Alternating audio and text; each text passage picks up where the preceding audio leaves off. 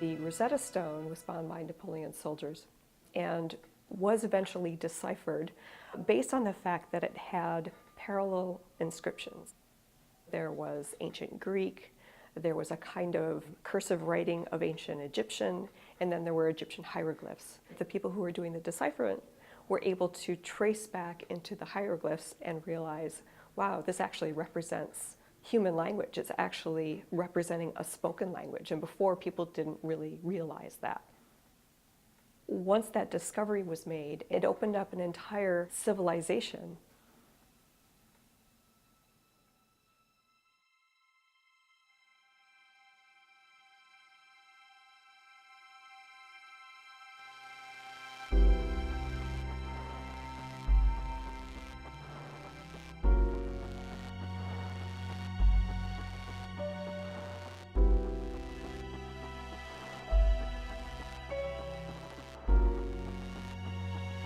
Digital obsolescence is the idea that eventually the file formats, the hardware, the software, everything that we use to capture and save data right now will someday no longer be around. It will be obsolete. Most of us are sharing our memories, our thoughts, and our feelings via digital means. And people don't necessarily have the technological know-how to keep those things safe for the long term. As our culture has moved online, the risk of us losing that data if we don't take care to archive it well is basically we'll lose our everyday culture.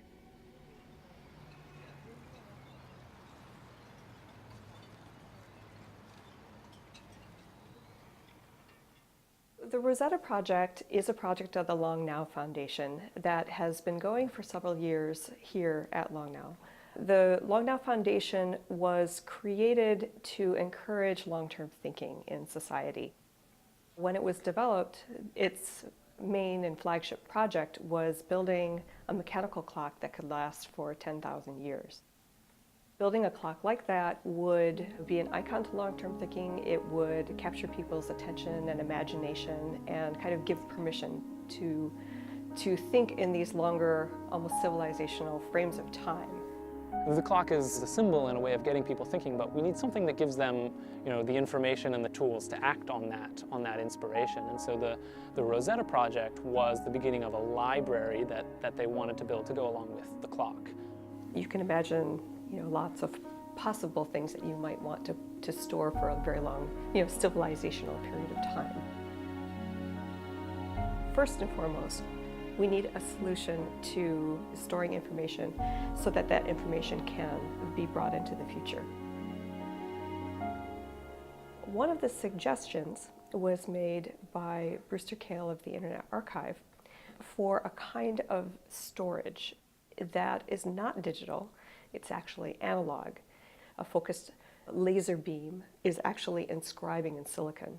Once you have that etching in silicon, you can build up layers of metal on top of it.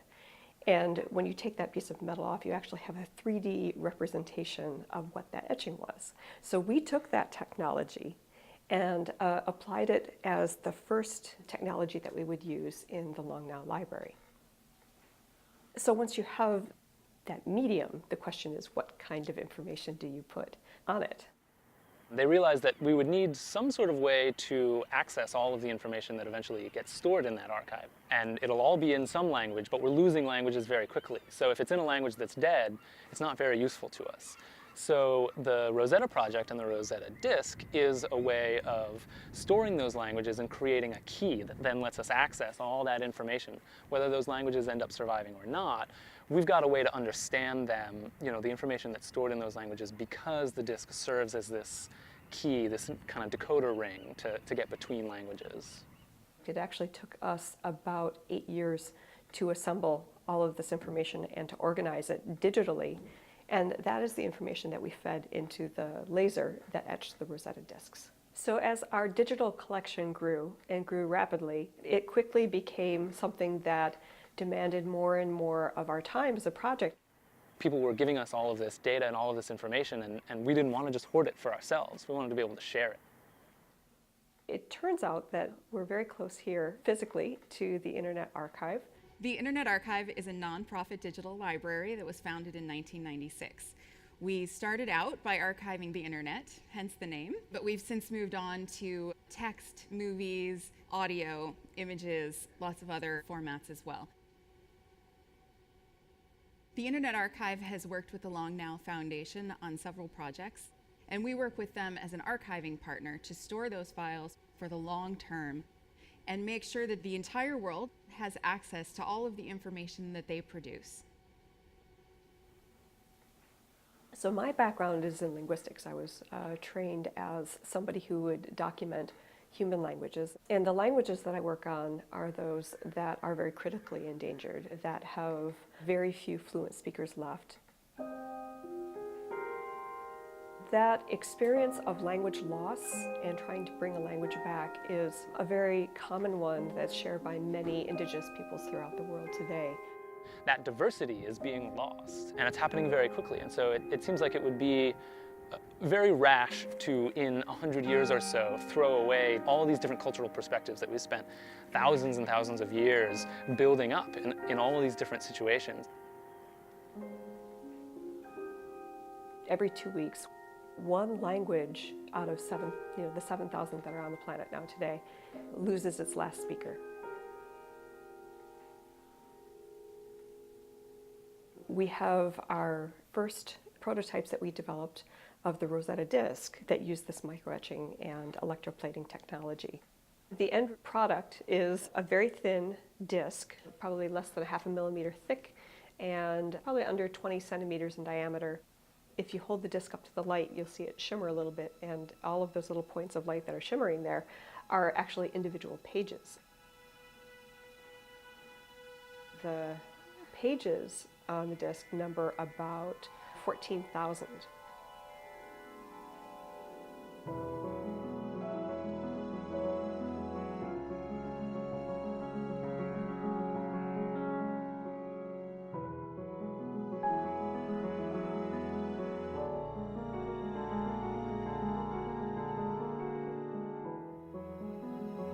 So it's like a stone tablet in the way that it's very, very stable and can last a very, very long time, but it's like modern technology in that it's a small object on which you can store a great, great deal of information.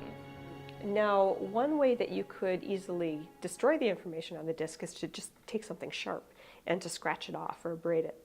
For that reason, we've chosen to encase the disk itself into some larger housing.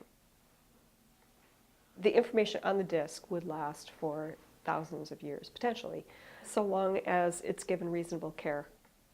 It's an archive to last millennia. In comparison with the other main project at the Long Now Foundation, the 10,000-year clock, that project and the clock itself is monumental in scale. It's huge.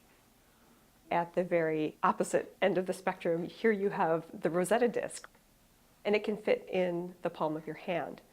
And that was a very explicit part of the design. We wanted it to be very human scale.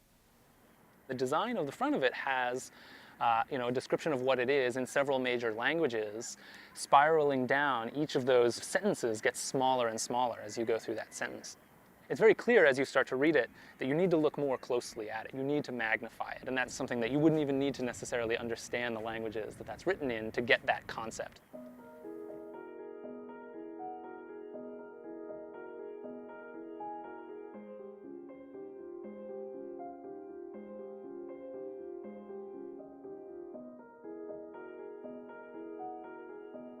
The information that's actually on there is all linguistic documentation of different languages. It's information about the phonology, what that language sounds like, how it's written, maps of where it's spoken. And then for each language, we've got a translation of the beginning of Genesis and also the UN Declaration of Human Rights, where those are available. And so we've got the same text in all these different languages. And the idea there is that you can get between those languages. If you know one and you don't know another, you can compare it and kind of decode it. So that parallel text is really the key. We set about trying to find the same set of vocabulary words across all of these languages. And for that, we settled on a set of vocabulary words called a Swadesh list. This is a basic set of terms for the parts of your body, your kin, your family members, and basic actions like sleeping and waking and eating celestial objects, right? So these are words that are going to be pretty common in human experience. We all have bodies and we all have families. We all walk around on this planet and, look up and see the moon and the stars.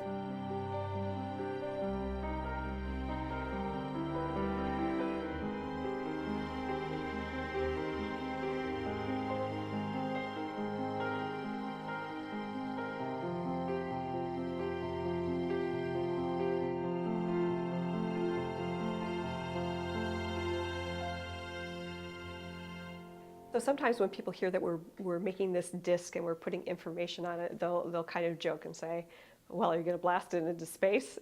Kind of like the Voyager disk. And it's kind of fun to be able to tell people that, yeah, actually we did blast one into space.